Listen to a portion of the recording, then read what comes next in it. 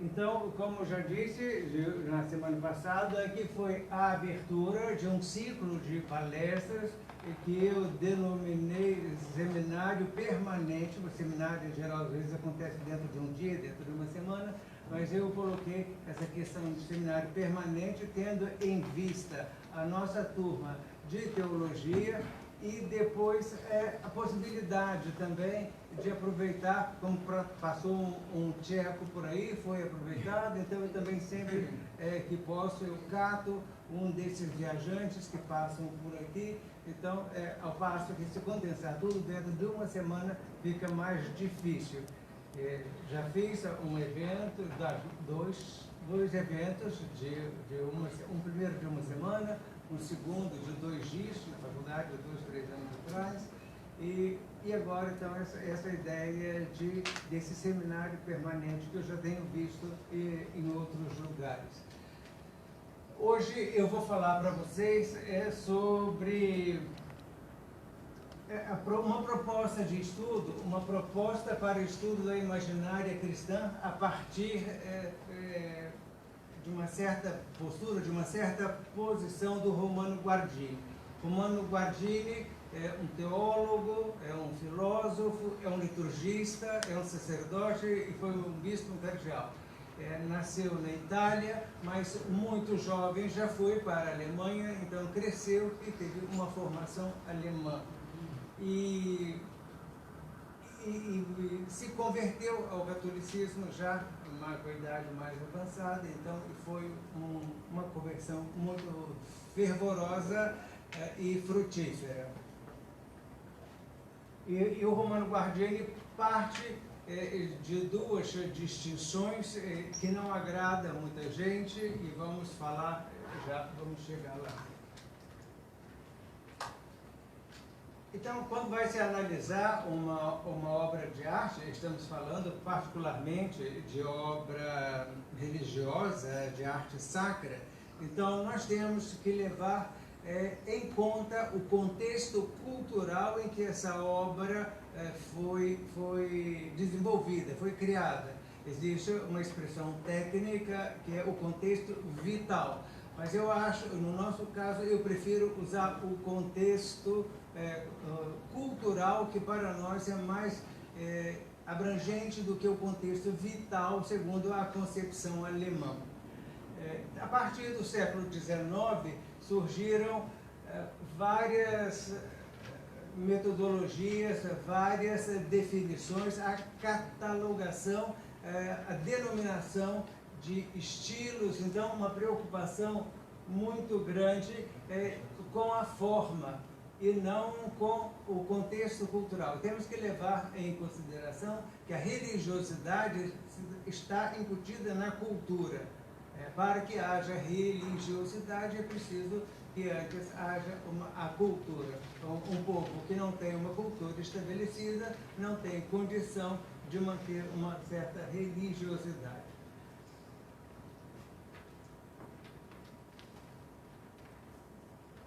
Então, 2 abordagens para o estudo da imaginária. Você pode abordar a imagem através da iconografia, que é uma metodologia que vai se preocupar basicamente com a forma. Aí vem os estilos. Imagine um determinado estilo que tenha surgido na Itália, no século XVII, então digamos que o mesmo estilo é utilizado no Brasil, no século XVIII, século XIX. Temos que levar em consideração que no Brasil nós não tínhamos artistas especializados na produção, não tínhamos as ferramentas necessárias, então era uma certa improvisação e um certo aprendiz.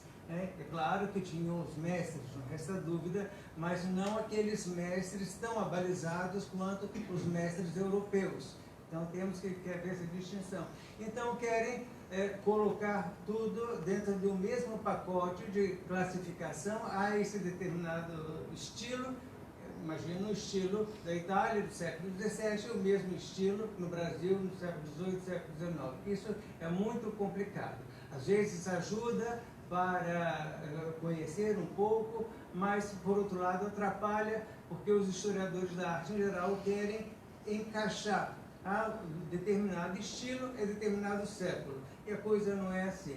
Começa um pouco antes, um pouco depois, e o que eu acabei de dizer, são estilos muito díspares de Europa e Brasil, América em geral, América Latina.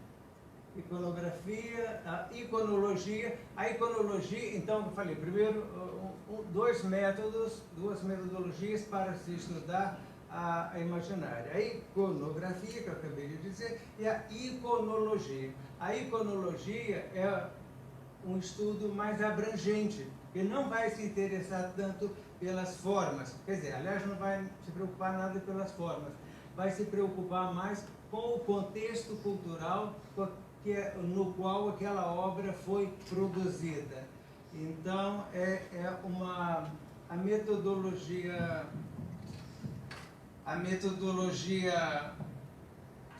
da iconologia é mais rica nesse sentido de aproveitar mais os determinados elementos da cultura. Como já disse agora há pouco, podem ter percebido, o meu objetivo aqui, e esse é um texto que já está no prelo para ser publicado na revista Coletânea, não é tratar de estilos artísticos. Então, eu vou apresentar a arte sacra, mas abstendo-me dessa denominação de estilo.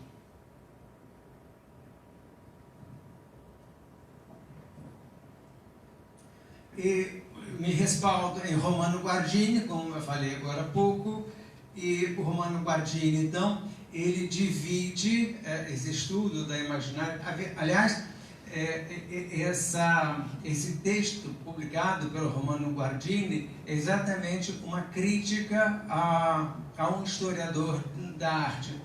Romano Guardini escreve, prezado doutor, não cita o nome, li o seu trabalho, esse trabalho que eu acabei de dizer é supostamente baseado na iconografia. Então, o Romano Guardini responde, publicando um livro, e fala que leu o trabalho, mas que a ideia dele é outra, que ele não concorda com a ideia daquele que ele chama de ironicamente chama de doutor. Então, o Romano Guardini, ele divide em duas classes, a imagem de culto e a imagem de devoção. A imagem de culto é aquelas nas quais acontece uma hierofania, uma manifestação do sagrado. No Brasil, nós temos o exemplo de Nossa Senhora Aparecida, isso é uma hierofania, uma manifestação do sagrado, e vamos mostrar aqui uma outra. Existe Nossa Senhora de Guadalupe, então temos muitas imagens que também são chamadas, particularmente no caso de Nossa Senhora de Guadalupe, chamada de imagem aquirupita, que não foi feita por mãos humanas.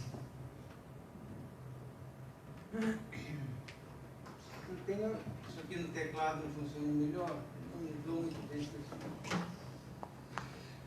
A imagem de devoção, então, é uma imagem feita, executada em determinado período, sob determinado estilo e de diversas técnicas de reprodução. Pode ser uma escultura, pode ser uma imagem de roca, não sei se tem ideia do que seja imagem de roca, imagem de vestir. A imagem de roca, ela em geral tem os pés, nem sempre, mas às vezes tem os pés, o busto, as mãos e a cabeça, e tem ripas, no lugar das pernas são ripas. Essa é chamada imagem de roca.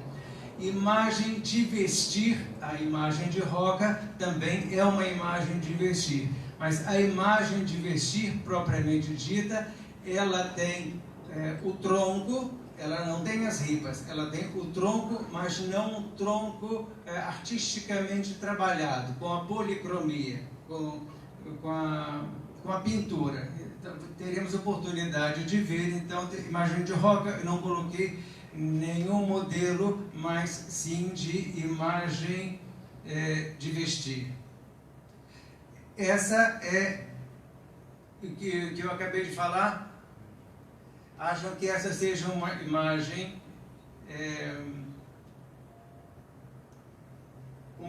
de culto ou uma imagem de devoção?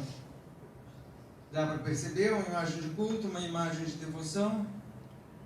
Aqui temos uma imagem de devoção que é a Nossa Senhora de Chiquinquirá, da Colômbia, é a padroeira da Colômbia. E do outro lado nós temos uma imagem de devoção, que é aquela que se faz sob determinado estilo, num determinado tempo, e que Romano Guardiani, num determinado momento, compara com uma boneca, com uma criança que brinca com a boneca. Assim os fiéis brincam.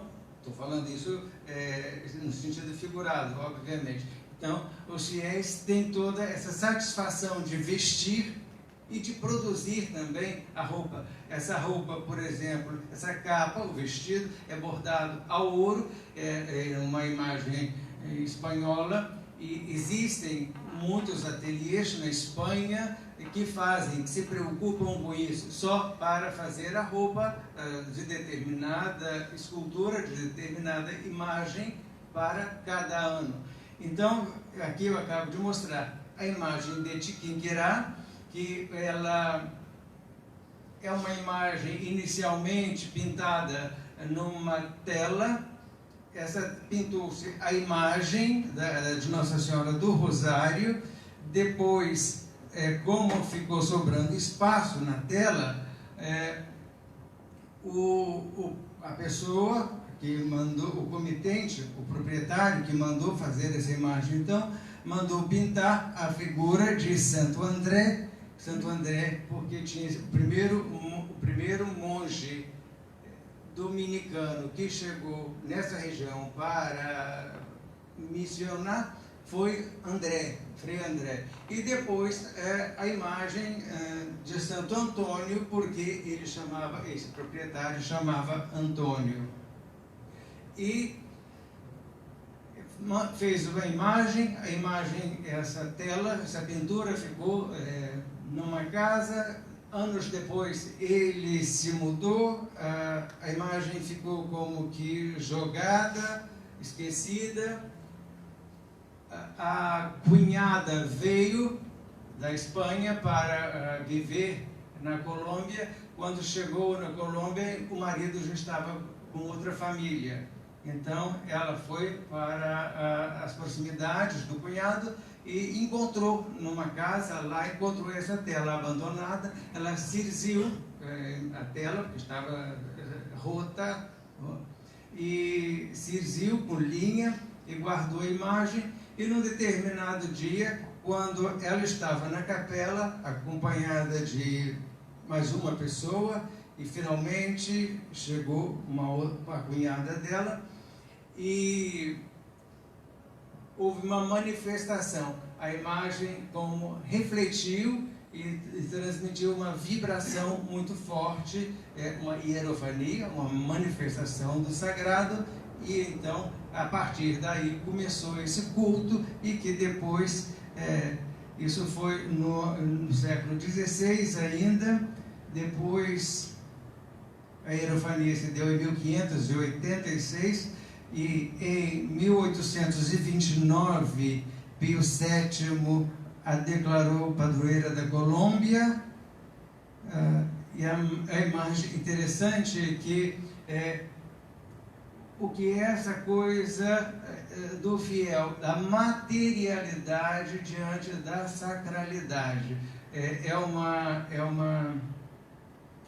escultura, aliás, é uma pintura, e veja que os fiéis, mesmo sendo uma pintura, os fiéis ainda coroam a imagem. Então, se fosse coroar pintando, seria mais fácil, mas coloca uma coroa de fato de ouro. Então, há uma intervenção. é aquilo que Romano Guardini fala como uma boneca. Não é exatamente a boneca que o fiel brinca, mas Romano Guardini chama isso como se fosse... eu não tenho outra expressão para utilizar, a não ser essa brincadeira. Romano Guardini não usa essa expressão, mas o que me vem à mente é brincar, o verbo brincar. No caso, Dom Mauro, na esquerda, que seria a imagem de devoção. A imagem de devoção é essa. A imagem de devoção é aquela imagem feita segundo o estilo de época, aquela que se veste uma roupa que você acha que fica melhor. Se for azul. E a imagem de culto, é aquela imagem que se apresenta através de uma hierofania, ou seja, de uma manifestação sagrada. E, portanto, a imagem de devoção, em geral, é uma imagem nova no contexto que eu quero dizer. Uma imagem de culto também pode ser nova, mas em geral as imagens de devoção, aquilo que o Romano Guardini chama como uma boneca, é aquela que você brinca, é uma devoção e você está ali de trocar a roupa, que aliás, no século XVIII, isso foi proibido pelas constituições primeiras do arcebispado da Bahia, exatamente por expor o corpo das imagens. Então, isso às vezes escandalizava os fiéis, que viam a imagem composta, era uma apresentação, uma aparência, e depois via a imagem despida, então às vezes se assustavam. É uma questão religiosa, é uma questão de espiritualidade, simplicidade do fiel. Então, o que eu falei, a imagem de culto nem sempre é uma obra de arte, geralmente é uma coisa muito simples e que, então, acontece essa manifestação sagrada, então, por isso se torna a imagem de culto.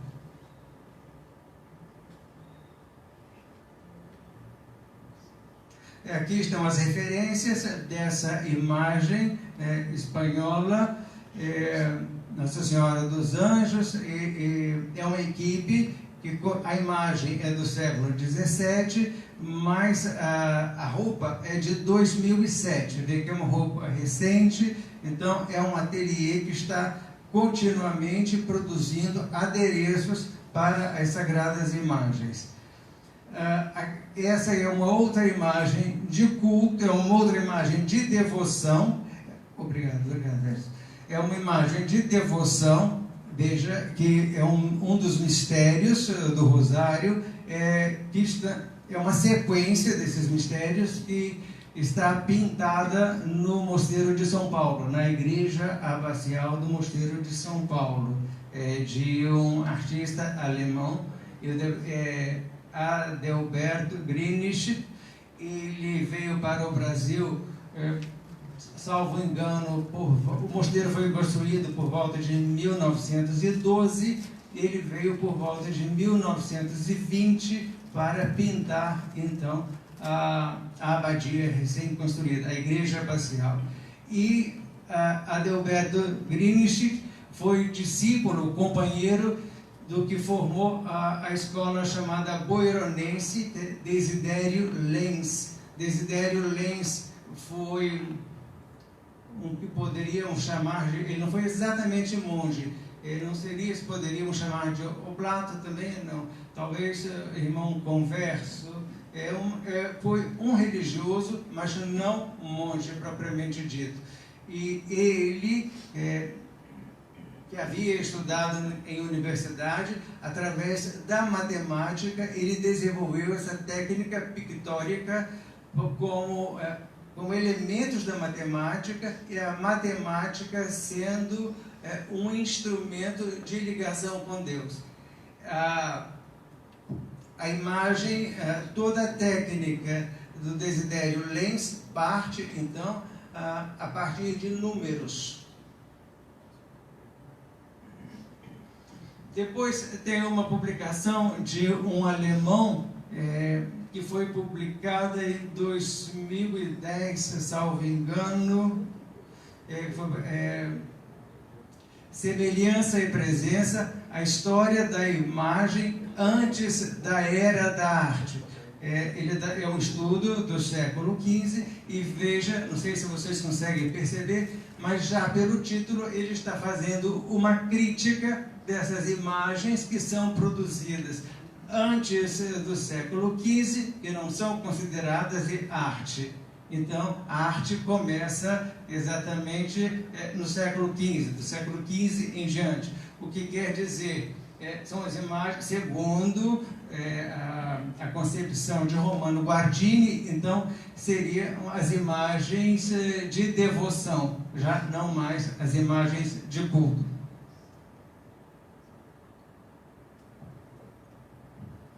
Chama atenção para o termo de imagem. A imagem vem de imago, do latim, e ícone vem ícone do grego. Agora, no português, nós traduzimos tanto o ícone como imago sempre para imagem.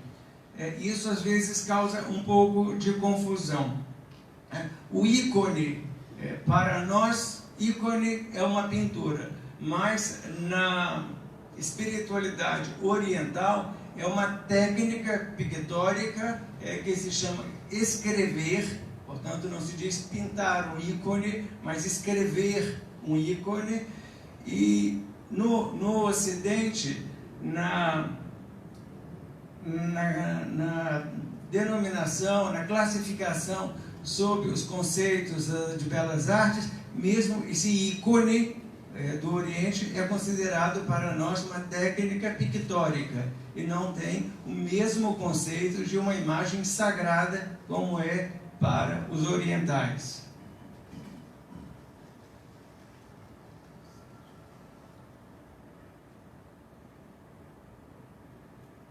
Então, como disse agora há pouco, a imaginária é a reprodução de imagens em geral. A imaginária, então, ela se difere pelas diferentes técnicas, como o afresco. Em Portugal se diz fresco também. Em Portugal diz fresco, no Brasil dizemos afresco. Afresco quer dizer a pintura que é feita sobre a argamassa ainda fresca, por isso o nome afresco.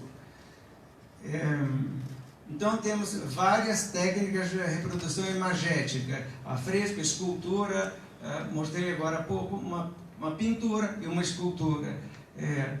A gravura, segundo o Hans Belting, que eu falei agora há pouco, aquele alemão, foi um meio dos fiéis terem a arte sacra, porque uma escultura, ter uma escultura era muito caro, então o fiel, não era todo fiel que tinha condição de ter uma escultura, então havia possibilidade de ter uma pintura que era mais barata, mas por mais barato que fosse, ainda era caro. Então desenvolveu-se a técnica de gravura, porque é uma técnica que você faz uma matriz e você consegue imprimir centenas de imagens. Então os fiéis poderiam ter uma imagem a baixo custo. E temos que levar em consideração também que as outras imagens, a escultura ou a pintura, eram obra única. Ainda que se tentasse copiar, não existia uma cópia perfeita. Por mais cópia que fosse, sempre teria um detalhe em particular. Agora, na gravura não. A gravura foi impresso e tudo igual. A iluminura, muito utilizada nas letras capitulares dos livros litúrgicos, sobretudo da Idade Média, os mosaicos, a fotografia, a imagem virtual. E não se fala muito quando se fala em arte sacra, não se fala da imagem virtual e das imagens animadas ou em movimento. Podemos citar o filme Jesus Cristo, do Mel Gibson, que é uma obra de arte e é uma arte sacra. Quando se fala em arte sacra, em geral, não se pensa nessa questão, então, das imagens animadas ou em movimento. temos que levar em consideração que o cristianismo veio do judaísmo. Então, os cristãos aceitaram algumas coisas da cultura judaica e rechaçaram outras. Por exemplo, a proibição da lei mosaica, que proíbe adorar deuses estrangeiros. Então, e proíbe também retratar, fazer imagens para serem adoradas como ídolos. Então, essas são duas determinações específicas. As Sagradas Escrituras não proíbem de fazer imagem, proíbem de fazer ídolos, para que sejam adorados. Isso, então, é bem claro, mas acaba criando muita confusão. Temos a afirmação de que a Sagrada Escritura não proíbe a execução de imagem, a reprodução de imagem, quando se trata o próprio Deus que encomenda a Moisés a Arca da Aliança. Então, ali o próprio Deus determina quantos côvados, qual a medida da arca, dessa caixa de madeira revestida em ouro.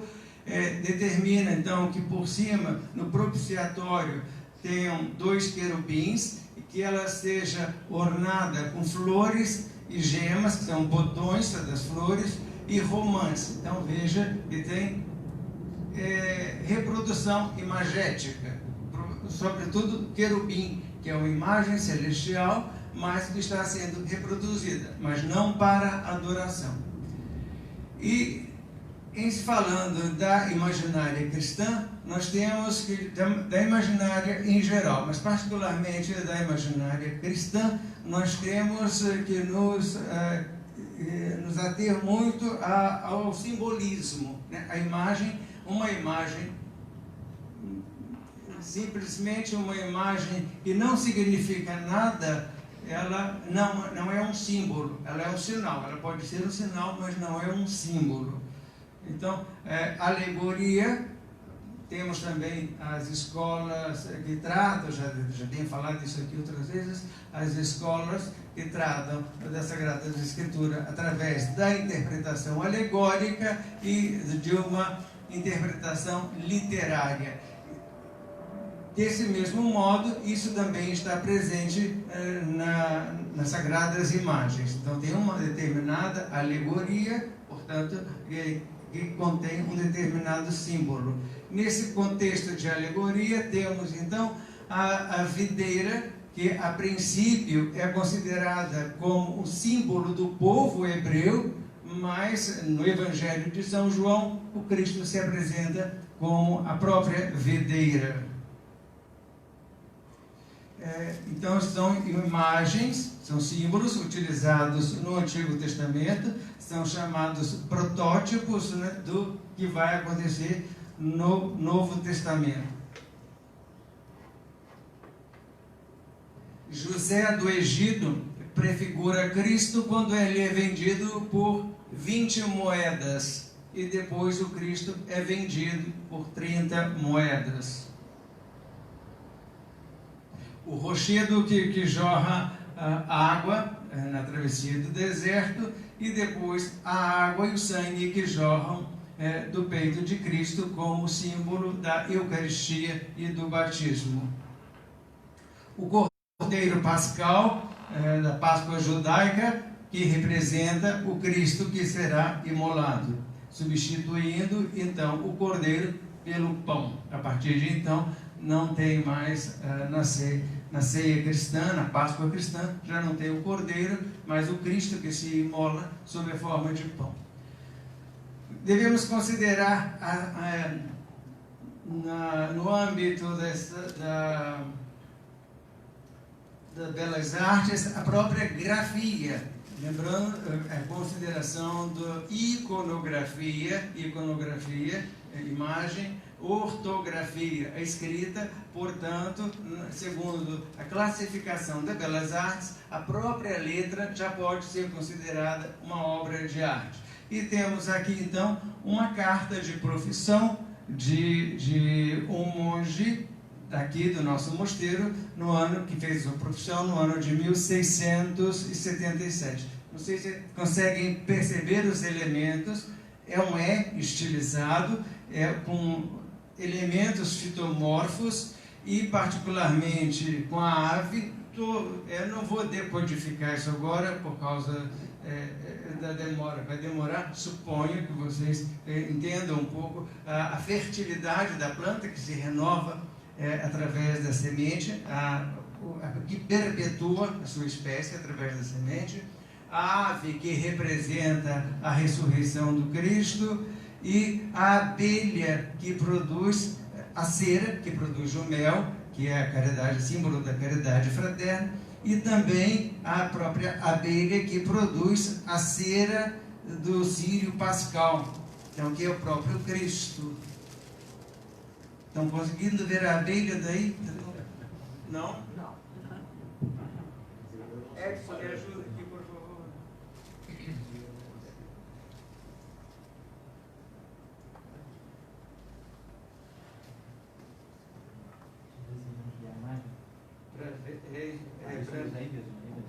Amplia para mim, por favor.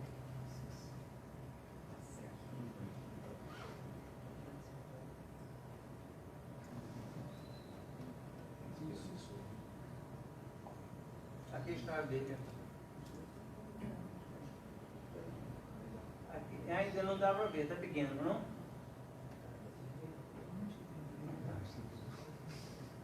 Pode aumentar mais. Aqui está a abelhinha. Então, a abelha, esse inseto, um dos menores insetos, e que produz que produz a cera do círio pascal, que é o Cristo da vigília pascal. Pode deixar aí, volta.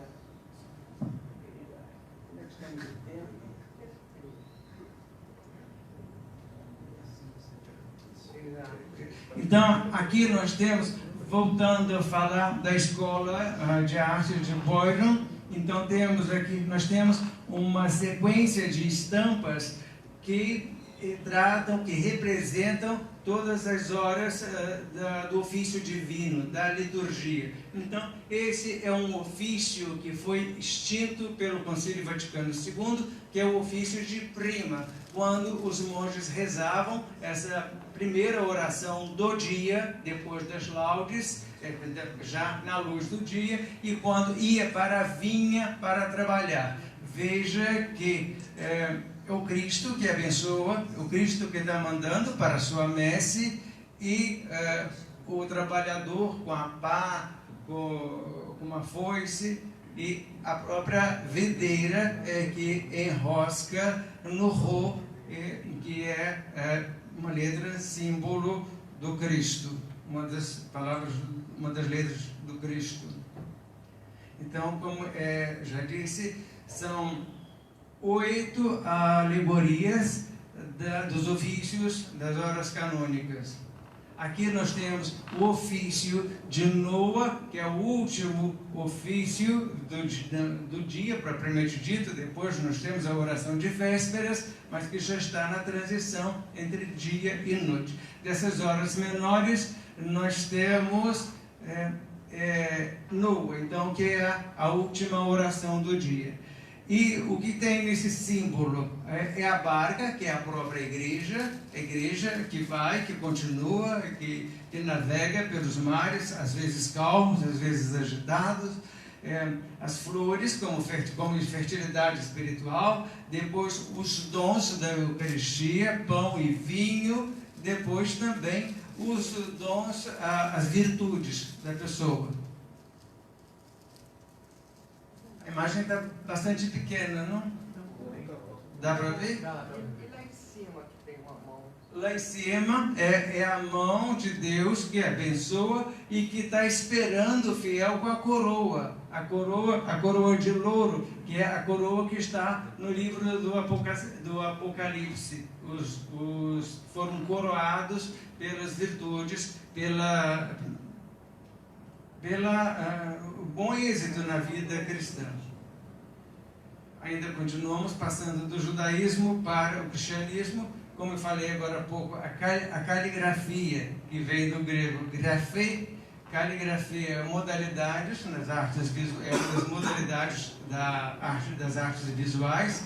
Escrita, temos que considerar, a escrita é a própria palavra. E que é a palavra? A palavra é o próprio Cristo. No livro do Cântico dos Cânticos é o belo amor. Então, o monge, como eu mostrei agora há pouco, aquela carta está desenhando, ele está colocando ali, tentando retratar a sua imagem, imbuída da imagem de Cristo através da palavra, da letra, palavra que é viva. Cristo criado à imagem do Pai. O Cristo é criado à imagem do Pai. Então, aqui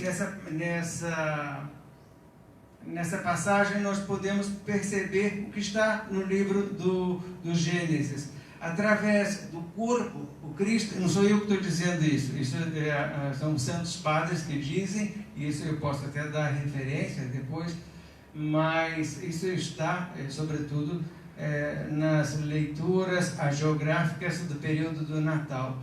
O Cristo, quando encarnado, assume a imagem do Pai, porque o corpo é a imagem, e depois o espírito, a alma, que é a semelhança com Deus. Então, a imagem, o homem feito, a imagem e semelhança de Deus. A imagem, o corpo e o intelecto, a alma e o espírito, que é a semelhança, essa capacidade de criar. Como Deus cria, o homem também, obviamente, sob a proteção divina. O Romano Guardini frisa muito isso. E tudo que o homem é capaz de criar, mas sob a moção divina.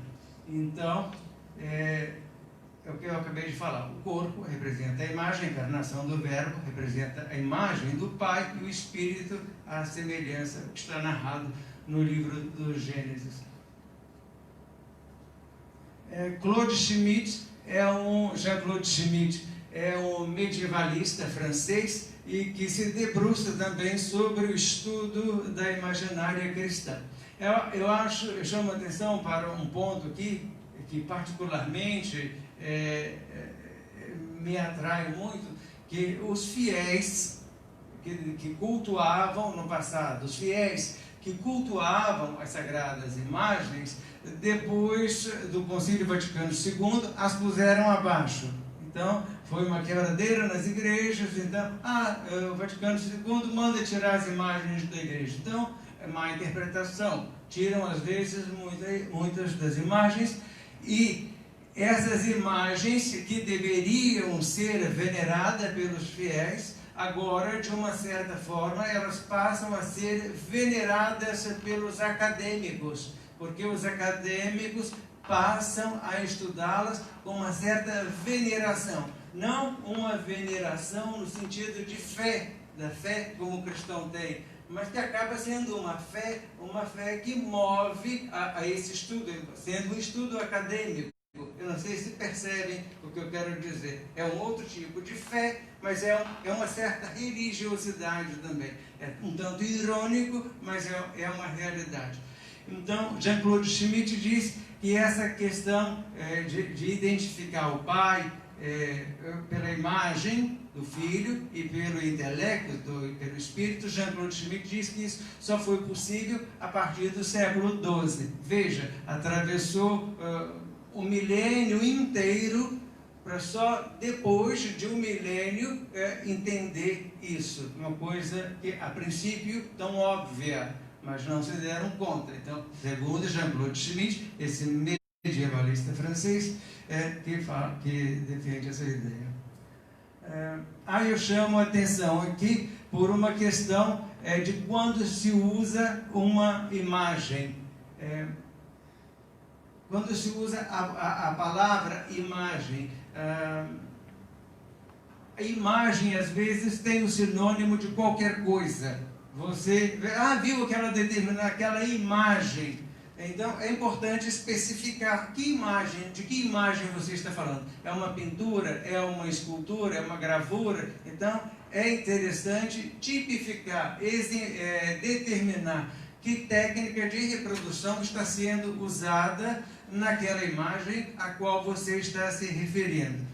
Depois, quando se utiliza uma imagem também, é muito importante colocar o autor, quem a fez. Como eu disse agora há pouco, é uma questão cultural, o que é a questão iconológica, e não a questão iconográfica, que está preocupado com a forma. A questão iconológica está preocupada em saber quem é o autor. Portanto, sabendo quem é o autor, vai estar envolvido com a data. Em que período viveu esse determinado autor? Um escultor, um pintor, um escritor. Então, quem foi que fez a obra e quando? A técnica de reprodução é uma imagem. Se é uma imagem de madeira, é de gesso, é de barro cozido, ou chamado terracota. Então, várias técnicas que utiliza, várias matérias que se utiliza para a reprodução dessa imagem também. As dimensões, é importante também, às vezes, colocar altura, largura e profundidade, mas esse é um dado que nem sempre é possível colocar. E o local que a obra foi produzida, exatamente. Então, aqui há desculpa a palavra um tanto grosseira para esse contexto, então aqui há um amarrado, né? São informações que te ajudam a localizar e a entender aquela obra. Você tem o autor, você tem a técnica pela qual a imagem foi reproduzida, as dimensões, o local de grande dimensão. Às vezes você tem, quem não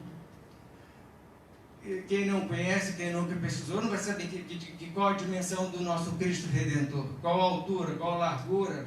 Então, você tem que ter uma noção, uma imagem de grande proporção. Então, é importante saber isso, mas é menos que às vezes não vem especificado. Mas, sobretudo, o autor, a matéria utilizada, através da matéria, a técnica da reprodução, o local e a data. São informações importantíssimas quando você apresenta uma determinada imagem. O cristianismo e o culto aos santos. Então, como falamos agora há pouco, essa questão da tradição judaica.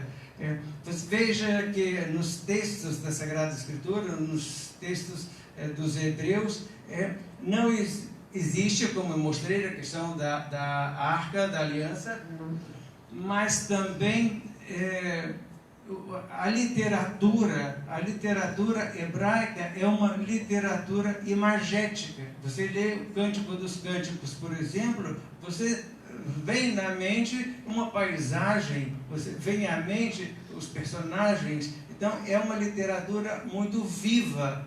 Você consegue imaginar, você consegue se localizar dentro daquela paisagem.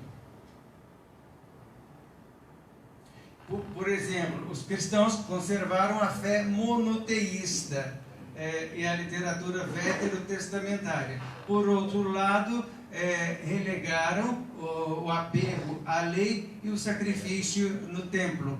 Como a Jéssica falou aqui na semana passada, o sacrifício, Cristo se sacrificou de uma vez por todas. Então, não tem mais necessidade de sacrifício, e o Cristo também é o próprio templo.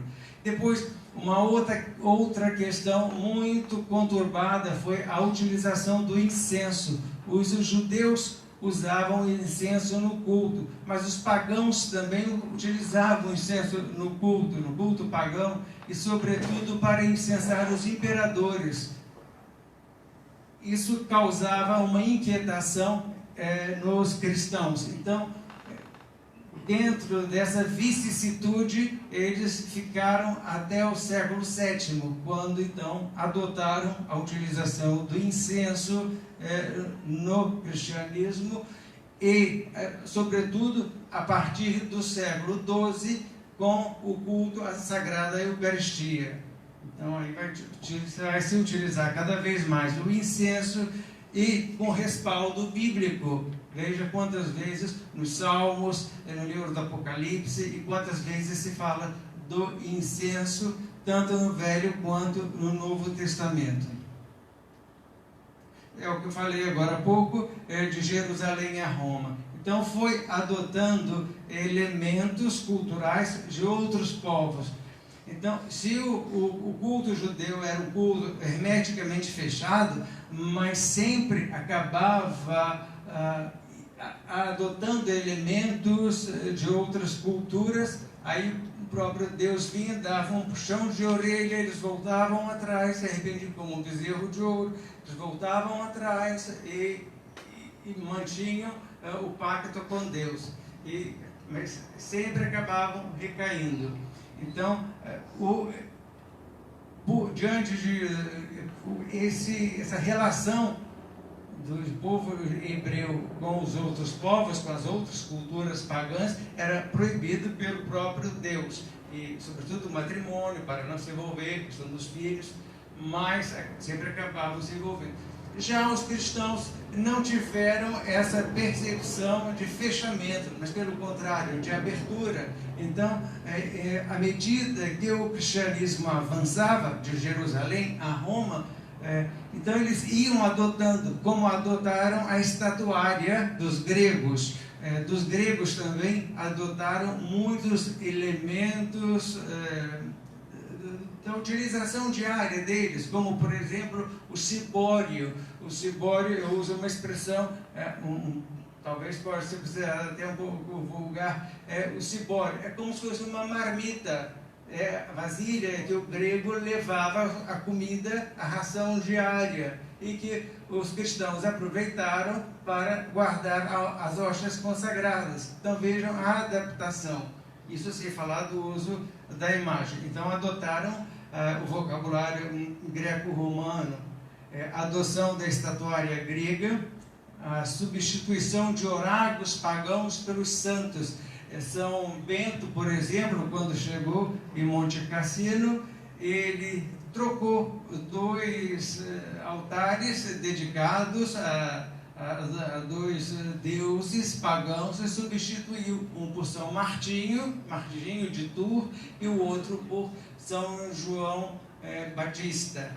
Então, isso foi comum naqueles primeiros séculos do cristianismo, trocar os deuses, os oráculos. Oráculo é aquele que dá nome a um determinado espaço, a uma capela, a um altar. Então, esse é um oráculo.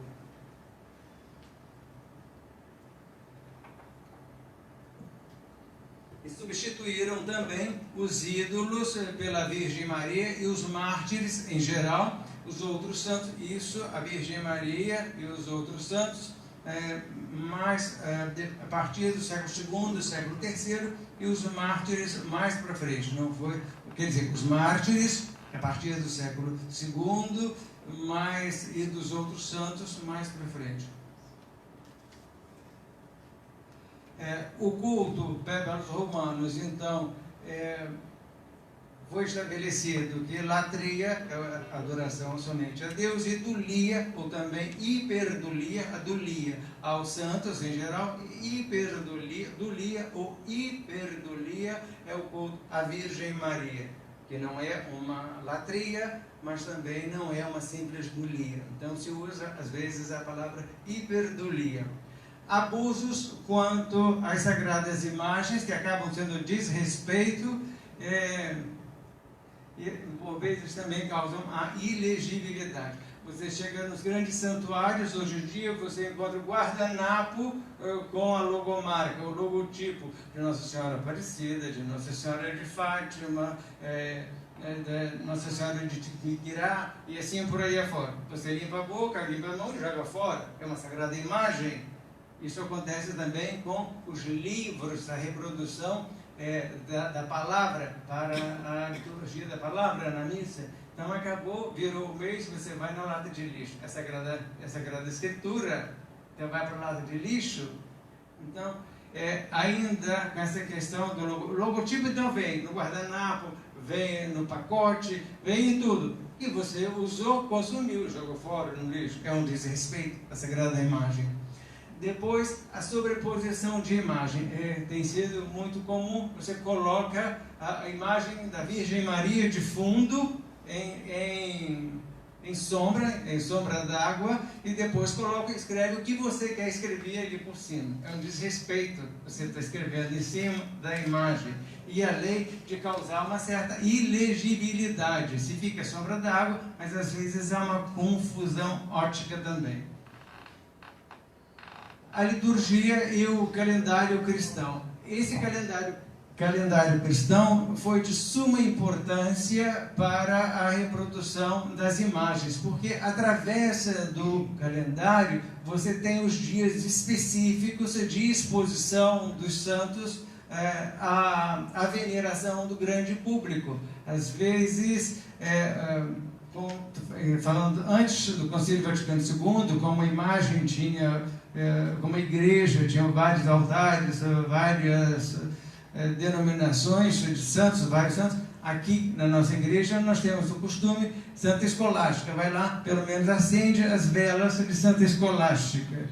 Então está ressaltando que aquele dia é o dia de Santa Escolástica. Isso que é determinado pelo calendário litúrgico. É dia de São Brás, vai lá, coloca flores no altar de São Brás, acende as velas. Então chama atenção para mostrar que aquele dia, aquele santo que está sendo cultuado. Então, é uma maneira de expor esse santo à veneração de maior número de fiéis. Porque, às vezes, essa escultura também ficava guardada. Às vezes, eram tantas esculturas. Aqui, recentemente, nós tivemos um exemplo disso. São Sebastião, talvez. Alguma escultura nossa foi exposta não me lembro, mas foi Nossa Senhora Aparecida. A escultura, não foi, irmão André?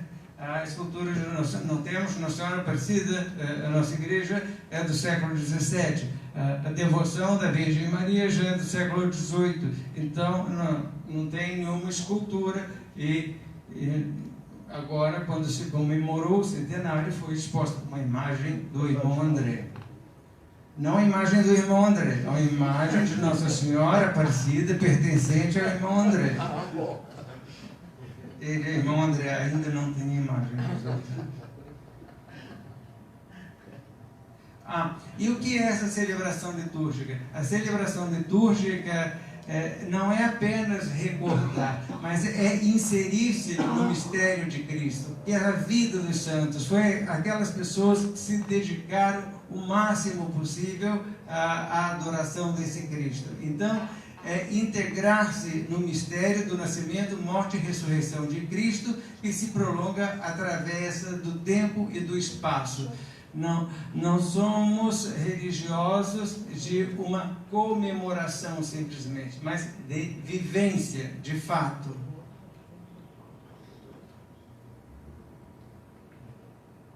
No século II, então, estabeleceu-se a Páscoa como início e fim do ano litúrgico, no domingo seguinte ao dia 14 do mês de Nissan do calendário judaico. Então, veja que mantém uma certa intimidade, uma certa dependência do calendário judaico.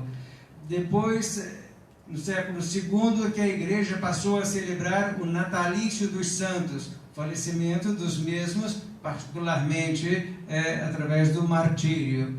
Inicialmente, a igreja celebrou apenas os mártires. Os demais santos, falecidos de mortes naturais, passaram a receber lugar nas celebrações a partir do século IV. Lembramos que no século IV, com o Edito de Milão, a independência do culto, o Edito de Milão não foi um edito exclusivamente para o cristianismo, era uma liberdade de religião em geral. Portanto, o cristianismo era uma religião e também se valeu do Edito de Milão. O Natal, a comemoração do Cristo, o nascimento de Cristo, a 25 de dezembro. Isso no século IV, o terceiro século IV, é que se colocou isso, como era o dia que os romanos comemoravam o Sol Invictus, era o solstício de inverno. Então, quando a luz do dia passa a prevalecer sobre as trevas da noite. Então, Cristo não nasceu a 25 de dezembro, pode até ter nascido, mas ninguém sabe se nasceu de fato. Então, essa festividade, eu falo isso porque chega no dia 1º de dezembro, é uma loucura. É o ano novo, é tantos anos do nascimento de Cristo, eu vou ter vida nova. E foi uma questão de um processo lento. A formação do calendário cristão, na verdade, é um calendário que ainda está em formação. Ele está numa contínua formação. Temos aqui no ano de 1958, temos a instituição do Cristo Rei, a solenidade do Cristo Rei. Isso sem falar de outras efemérides, como a Eucaristia no século XII, o culto à Eucaristia no século XII e outros santos. Agora, nesse ano de 2018, Papa Francisco introduziu no calendário a celebração de Maria, Mãe da Igreja. Então veja que é um calendário bastante dinâmico, um calendário vivo. O Cristo como começo e fim, é um dinamismo, a inserção de novos santos, então, no calendário. Então estamos a igreja está inserindo continuamente novos santos no calendário cristão. Ainda na patrologia, temos no pensamento de Santo Agostinho uma coisa muito interessante, que a Semana Santa é a primeira e é a última simultaneamente. É o fim do tempo litúrgico, onde se começa um outro tempo litúrgico. E segundo essa mentalidade de Santo Agostinho, se reportando a uma tradição, o Cristo teria ressuscitado quando Deus Pai, quer dizer, quando a Santíssima Trindade criou o universo. Então, como se fosse no mesmo dia que se comemorava a criação do universo, foi o dia que o Cristo ressuscitou. Então, estou vendo a cara da Estela com certeza. Mas é uma metáfora, um tanto espiritual, mas é uma metáfora, é uma alegoria, que eu falei há pouco, uma questão simbólica.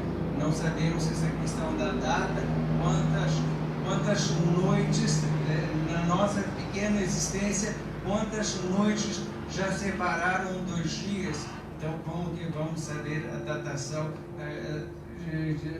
de obras criadas pelo próprio Deus? A ressurreição como o Cristo ressuscitado no mesmo dia em que o mundo foi criado. Então, aquilo que eu acabei de falei agora há pouco, o calendário litúrgico estabelece o dia em que as imagens são expostas à veneração de maior público.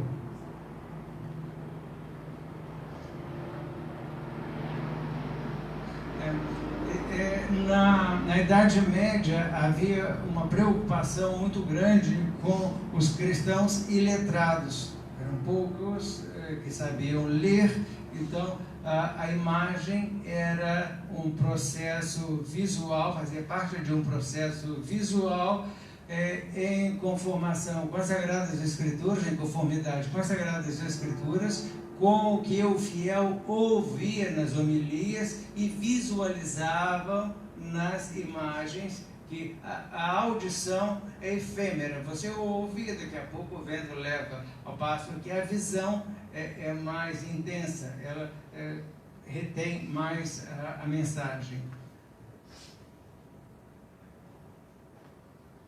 A questão do uso das imagens não foi, então, uma aceitação unânime, houve uma querela, uma disputa entre cristãos que já no segundo século, no primeiro século, negavam a utilização das imagens baseado nas Sagradas Escrituras.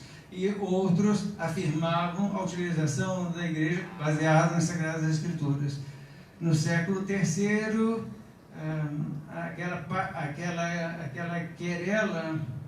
aquela questão foi resolvida entre os dois grupos. Então, houve a decisão de que poderia adotar a utilização da imagem, mas isso foi como que um acordo tácito. Então, houve uma veneração das imagens, mas isso voltou à tona no século VIII, com o iconoclasmo, e os imperadores então proibiam a utilização de imagens. Então, aqui que fica mais evidente a questão do ícone oriental. Então, a igreja oriental adota apenas o ícone, que para nós, nas artes visuais, classificamos como pintura, mas que para os orientais não é uma simples pintura.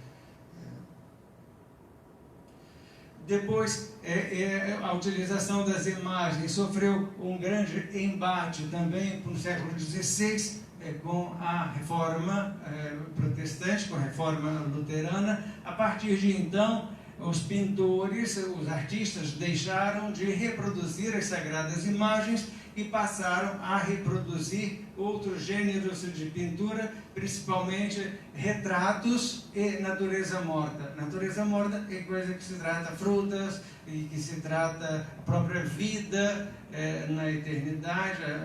E depois,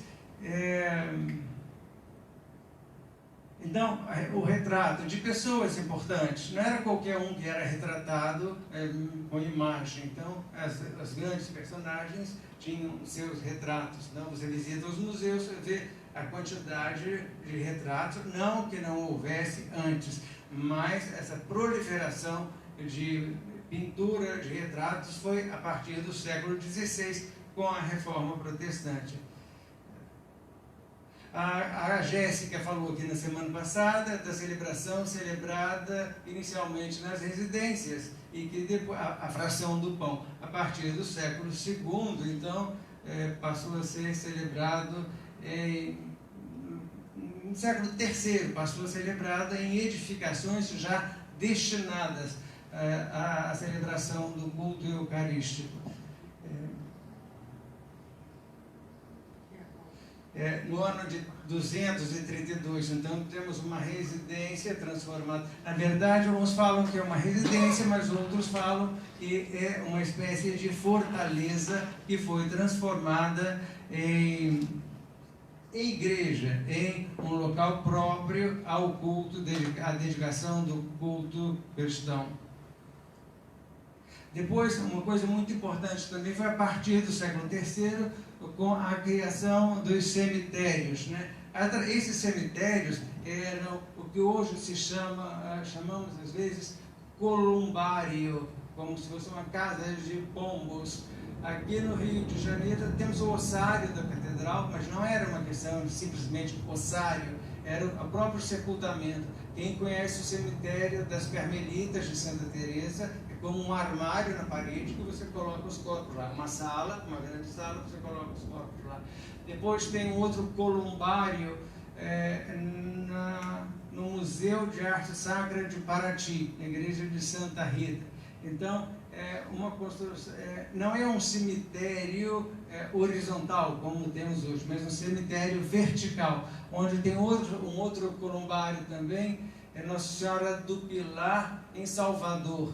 Então, são gavetas de armário. Você sepulta, então, como se coloca o defunto numa gaveta e fecha. Então, isso a partir do século III, e nesses columbários se reproduzia imagens, então, vinculadas à vida eterna. Como? Tem no São João Batista, então, também, não tem? Columbário no São João Batista. Tem gavetas que a gente chama. Sim, mas chamam de gavetas, mas não é esse columbário, porque são gavetas, tem as gavetas no vertical e tem a... É um ossário, Dom Mauro, é um ossário que põe a... Não é ossário. Não é ossário, você põe É o corpo sepultamento inteiro. mesmo. O sepultamento mesmo. Ah, Vai sepultamento, até lá. Como que se fosse essa gaveta aqui, se fizesse a sepultura Não, daqui. só não é uma coisa bonita, né? É uma coisa... Bem, mas Lá tem... no São João Batista que eu tô falando, esse lugar que você tá falando parece que é uma coisa Sim, mais tem. própria. Não, bonita, né? sim. Quem tiver a oportunidade de visitar Paraty pode ver na igreja, que hoje é Museu de Santa Rita, e o mais próximo. Depois tem em Salvador, na Bahia, na igreja de Nossa Senhora do Pilar. Vou ter que correr um pouquinho por causa da obra. Então, esses sepultamentos, a partir dessas câmaras de sepultura, haviam as pinturas, os afrescos, tanto nas paredes quanto no teto, e geralmente retratando temas ligados à salvação e à vida eterna. E esses temas retratados na igreja: Jonas no ventre do peixe, Noé com a arca, e Daniel na cova dos leões, a ressurreição de Lázaro, são todos temas de iminente perigo, que mostra a salvação. Jonas saiu do ventre do peixe, Noé chegou no monte que conseguiu sair da arca, os leões não devoraram Daniel, e Cristo ressuscitou ao Lázaro, que depois foi decapitado. As leituras patrísticas são de suma importância para se conhecer esse simbolismo no cristianismo. Depois, a própria documentação dos estudos dos beneditinos, por exemplo, do curso de teologia em geral, do século, no período da colonização do Brasil, do século XVI ao século XIX, então se exigia, se esforçava bastante no estudo da mitologia grega, da mitologia romana, para ver essa vinculação com o cristianismo. Então, o bom pastor, que já era Orfeu no culto greco-romano, e quem era esse Orfeu? Era um poeta e um médico. E que é o Cristo? É a palavra, que é o argumento, que é o instrumento de trabalho do poeta.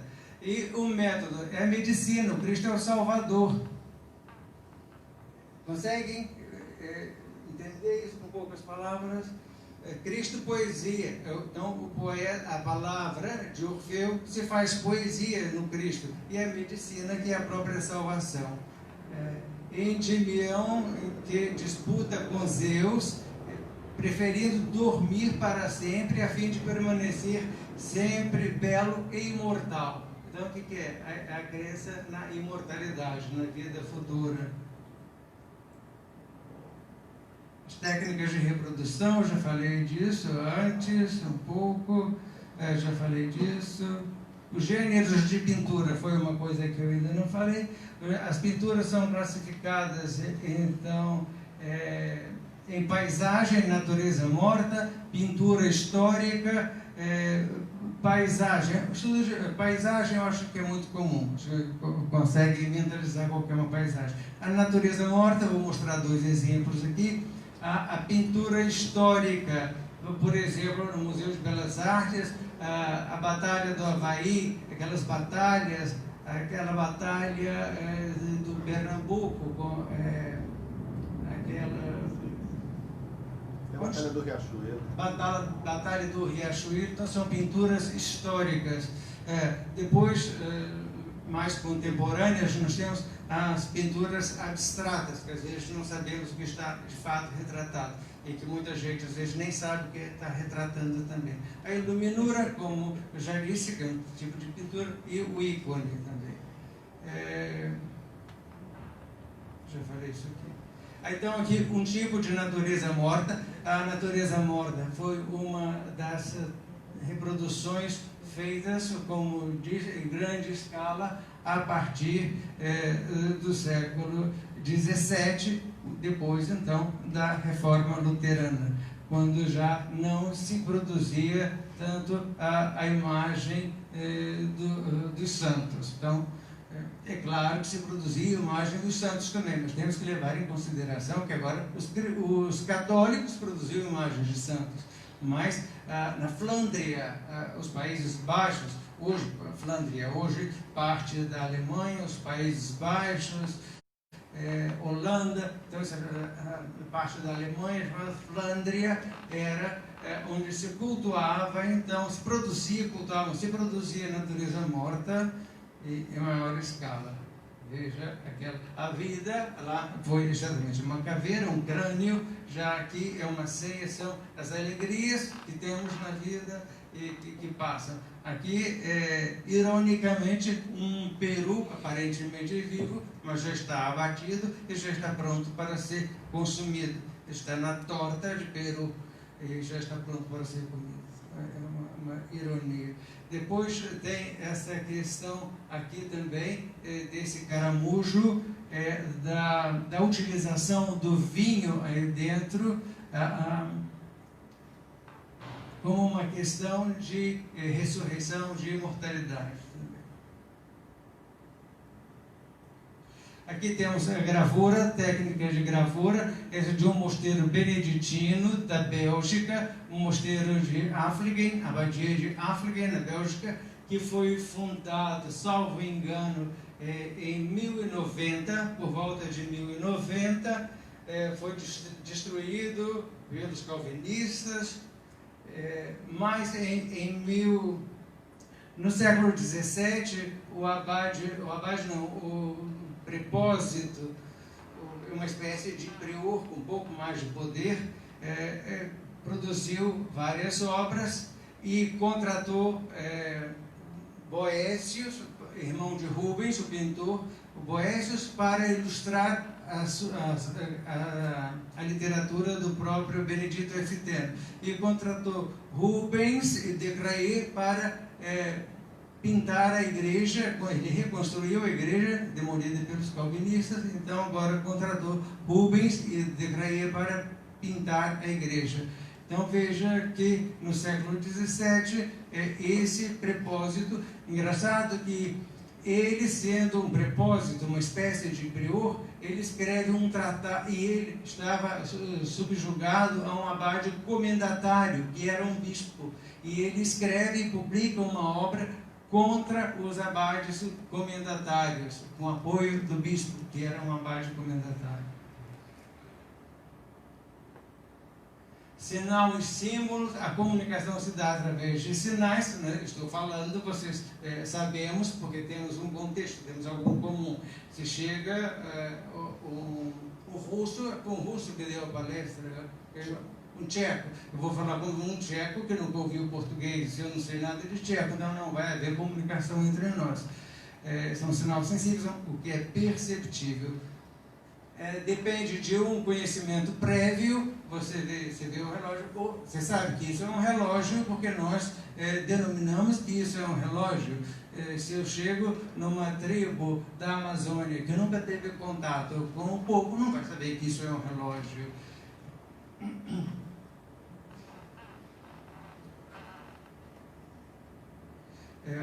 Vou correr um pouco por causa do tempo, tá? Uma coisa, o símbolo como atributo iconográfico, isso é muito importante. Às vezes nós temos uma escultura ou uma pintura de um determinado santo, acontece muito com as imagens de vestir. Uma imagem de vestir hoje pode sair na procissão como o Senhor morto, como uma da procissão da paixão, depois pode ser representada, aquela própria imagem, a própria escultura de roca é utilizada como a Virgem Maria, depois ela é utilizada como São Tomé, ela se adapta a essa modalidade, a imagem de vestir. Então, e o que vai identificar essa imagem de vestir, ou a imagem pintada, ou escultura, seja ela o que for, é o elemento, é o atributo iconográfico. Aqui temos o São Bento, que temos um báculo que ajuda a identificar que ele foi um abade. e temos um livro que reporta a regra que ele escreveu. Então, isso são atributos iconográficos que ajudam a reconhecer as imagens.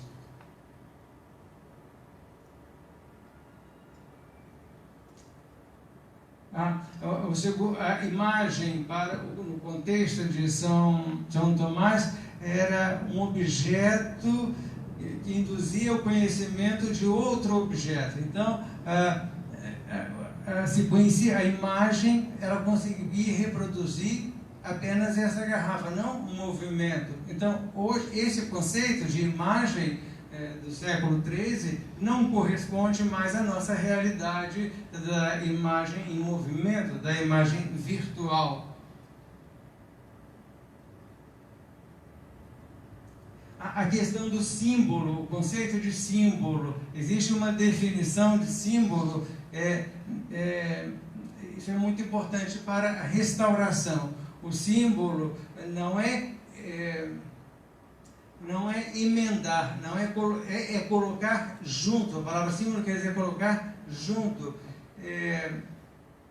Se São Bento estivesse faltando a mão, por exemplo, se fazia um cartão com um desenho da mão faltante e se colocava junto, para ver exatamente que aquela imagem não foi reconstituída, mas era um símbolo, aquilo que foi colocado junto. Uma outra, a lenda do pelicano, a Jéssica falou aqui também, a lenda do pelicano, que é muito retratada. Fala essa questão do pelicano. Nós humanos somos matéria e espírito. Nós humanos necessitamos de materializar a nossa fé. Então precisamos de símbolos. É como criamos a história do pelicano, por exemplo. No século XII se criou a imagem do pelicano. Se utilizou a imagem do pelicano para representar o Cristo, acreditando que o pelicano arrancava carne do seu próprio peito para alimentar os filhotes. Não é verdade. Ele pesca ou ele caça, que às vezes ele pega até outras aves, tritura, ele se suja com o sangue da caça, então, e não com o seu próprio sangue para alimentar os fiéis. Chama a atenção também a questão do uso das imagens. Lembra a questão da propaganda. A imagem é uma propaganda. E vamos lembrar da origem da propaganda fide, divulgação da fé. É uma congregação para a evangelização dos povos. Depois também a imagem, ela é uma propaganda à medida que ela representa uma determinada história, um determinado contexto de uma determinada família religiosa. Então temos aqui, voltando a falar da escola boironense, temos aqui um relevo da Abadia de São Paulo, século XX já, mas então você sabe, São Bento, São Mauro e São Plácido, é uma propaganda, isso se está exposto ao fiel. A ordem beneditina, estou falando dos beneditinos, sou beneditino, vou puxar a brasa para minha sardinha, obviamente. Um beneditino não vai expor a imagem de Santo Antônio, que é franciscano. Então, cada ordem religiosa tem os seus próprios santos e cultua, então, os seus próprios santos. E os outros, os jesuítas que surgiram no século XVI, que não tinham santos, começaram a venerar os mártires, santos antigos. Por exemplo, o Santo Alexandre, que tem no cânon romano, que muitos historiadores da arte não sabem nem quem é Santo Alexandre, então que os jesuítas foram buscar, tirar lá no baú velho. E são as novas congregações também, não tem os seus santos, então voltam aos santos antigos e vão mesclando entre um instituto novo, aí adota devoções beneditinas, devoções franciscanas, devoções dos jesuítas, acaba sendo uma mescla devocional. Isso aqui também é uma fundição, é a escultura que está em São Paulo, também, boironense. a Santa Fé de Conca. Essa em homenagem a Stella Marina, que é uma devota, não é, Dona Teresa?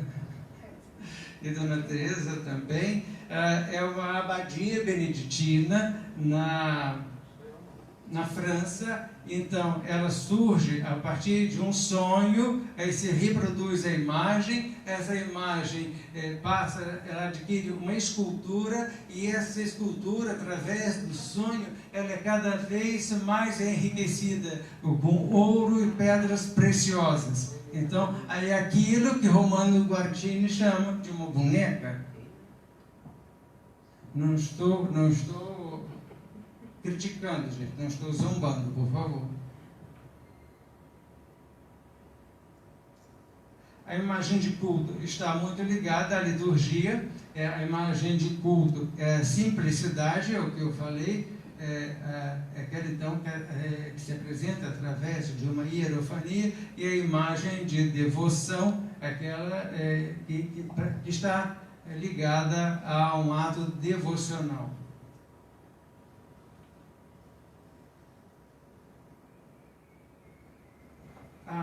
Os sonhos legitimavam as imagens aquerupitas, as imagens que tinham então surgimento como uma manifestação divina, como acabei de mostrar a imagem da Santa Fé, que foi uma fé, foi uma mártir. Aqui o sonho,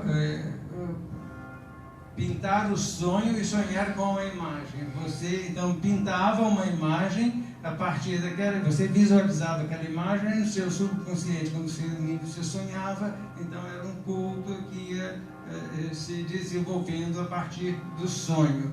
A hierofania, então, através do sonho.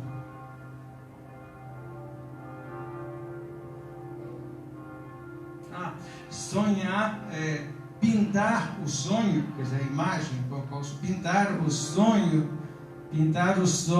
e sonhar com a imagem, eliminava de uma só vez a subjetividade do sonhador e da imaginação do pintor. Então, o sonho era uma manifestação divina, era uma hierofania. Então, aquela imagem retratada ali não foi simplesmente retratada por mão humana, mas ela teve uma inspiração divina.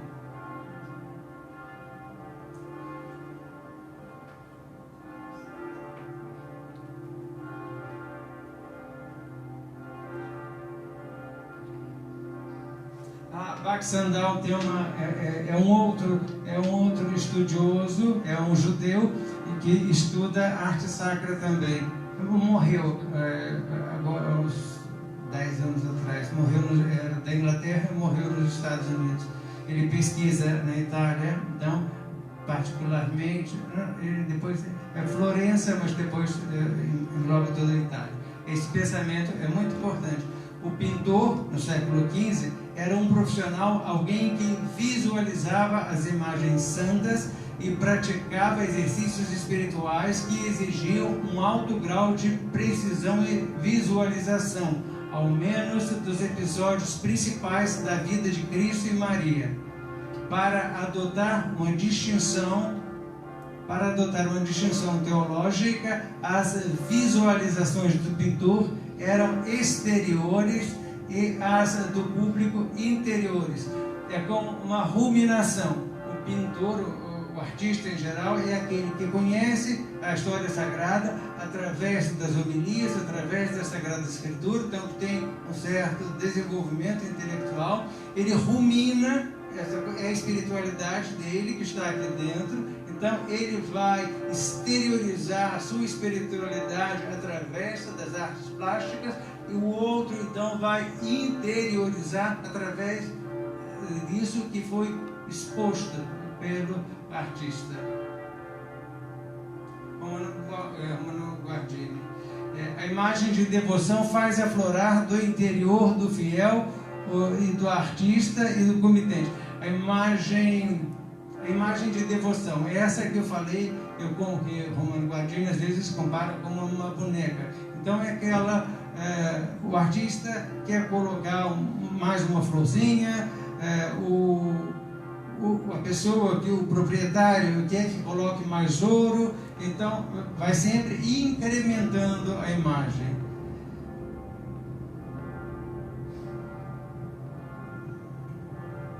Estes, por vezes, o fiel, o artista e o comitente, aquele que encomenda, por vezes se colocam no lugar dos fiéis em geral, a quem as imagens são exibidas.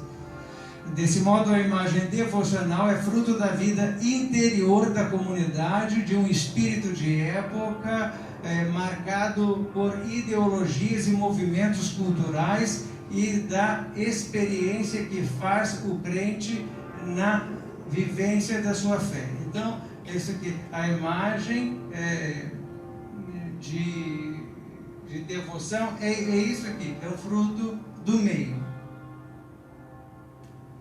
O fiel se envolve mais materialmente com a imagem devocional do que com a aquirupita. A imagem aquirupita, que não, geralmente, como eu mostrei, a Nossa Senhora de Tinquiquirá, não se usa o termo belo e feio em artes plásticas, mas em comparação à imagem de Tinquiquirá, que eu mostrei, Nossa Senhora do Rosário de Tinquiquirá, com a outra espanhola, a espanhola esteticamente é mais aparentável. Não lembra? Lembra? Lázara?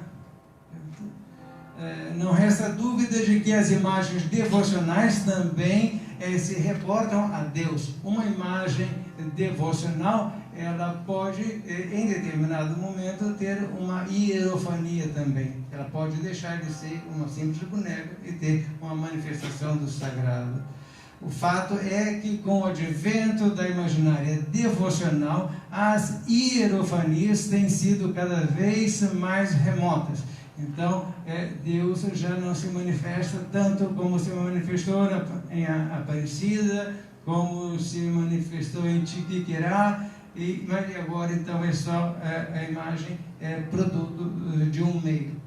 Em lugar das imagens de culto, proliferaram as imagens devocionais segundo os gostos de época. A Sagrada Santa, essa é uma imagem que está no Vaticano não, na Basílica do Latrão. Isso é uma pintura que praticamente já não existe mais a pintura, é uma face de Cristo, então que foram incrementando. A princípio era só um ícone, aí foi incrementando. Hoje é como se fosse um oratório com duas portas de ouro, vai botando ouro nas imagens. E é isso, peço desculpa pela demora e cheguei no final. Muito obrigado. Guararapes. Guararapes, muito obrigado, exatamente, Guararapes. Se alguém quiser fazer alguma pergunta, sei que estão corridos os monges, porque temos as vésperas, e os alunos que têm que ir embora, que têm seus compromissos comunitários. Então, mas tem o e-mail, quem quiser fazer alguma pergunta, estou aberto, tá? Tanto virtualmente como por escrito depois. O senhor vai disponibilizar isso depois? Sim, o artigo vai ser, esse texto será publicado no próximo volume da revista Coletânea. Deve sair no próximo mês. Mas esses resuminhos assim da gente. Vou publicar o texto inteiro, não resuminho. Um texto de algumas páginas. Com as imagens, Dom Mauro? Com algumas imagens, não todas essas aqui. Muito obrigado.